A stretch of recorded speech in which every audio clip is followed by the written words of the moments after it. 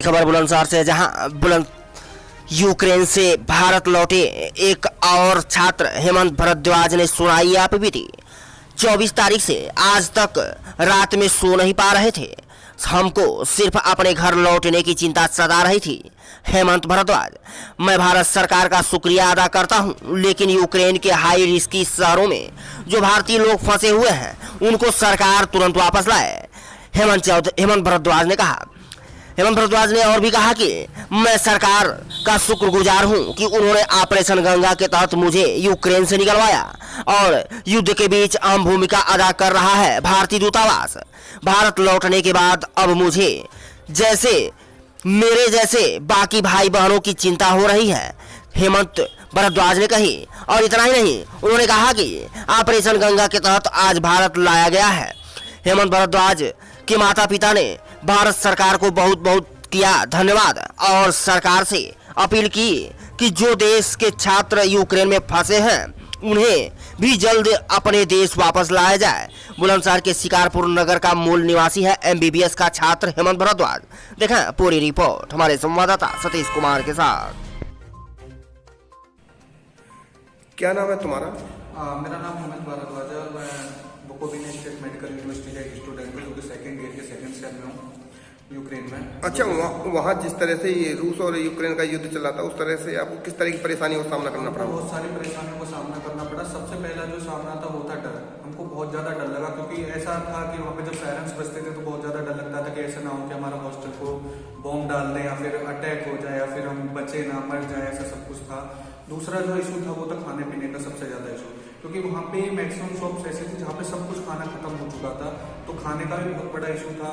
और दूसरा इशू हमको सबसे ज़्यादा रहा पैदल चलने का, क्योंकि हमारे यहाँ से रोमानिया बॉर्डर 50 किलोमीटर पड़ता है, जो कि हमको बहुत ज़्यादा ट्रैफिक होने की वजह से पैदल चलना पड़ा। और खाने पीने का इशू तो था ही, और दूसरा जो इशू बढ़ गया था वहाँ पे ठंड। जब हम रोमानिया एंटर किए तो वहाँ पे -2 डिग्री टेम्परेचर था, जबकि हमारे पास जो कपड़े थे वो भी बहुत कम पड़ रहे थे उस टाइम पे और बहुत ज़्यादा ठंड थी।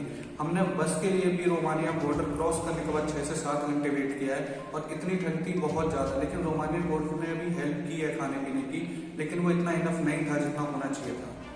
अच्छा, तो अब आप घर आ गए हैं, तो घर में किस तरह आप वहाँ फंसे हुए थे, तो आपकी घर में बात होती थी? घर में किस तरह का माहौल था उस समय? जी, घर में बात होती थी, मम्मी पापा सबसे बात होती थी, सब बहुत ज़्यादा डरे हुए रहते थे उस टाइम पे। हमेशा कॉल आते थे हर मिनट पे घर से पूरी फैमिली के, और सबको बस यही बोलते थे कि हाँ यहाँ पे सब कुछ ठीक है, लेकिन वहाँ पे कुछ भी ठीक नहीं था, क्योंकि घर वाले बहुत ज़्यादा डरे हुए थे और डराना नहीं चाहते थे हम लोग।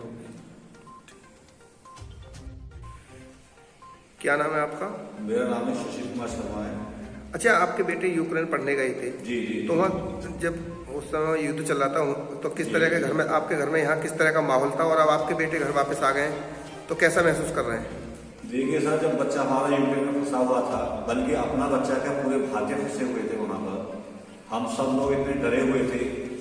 जब बम की आवाज़ सुनते थे, टीवी में देखते थे, सायरन बजते थे, तो हम लोग इतने भयभीत थे, ये सोचते थे पता नहीं किस पल क्या हो जाए, हमारा कोई भारतीय बच्चा या कोई स्टूडेंट, जो बच्चे विदेशों में वहाँ विदेशी बच्चे और भी जा के पढ़ रहे हैं, कि किसी के साथ कोई दुर्घटना ना हो जाए।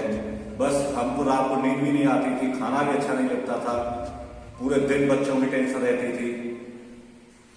और सर ये देखिए, युद्ध है, लड़ाई है, झगड़ा है, दो देशों के बीच के महायुद्ध हो रहा है, बमबारी हो रही है, तो ये तो स्वाभाविक सी बात है, डरना तो एक स्वाभाविक प्रक्रिया है।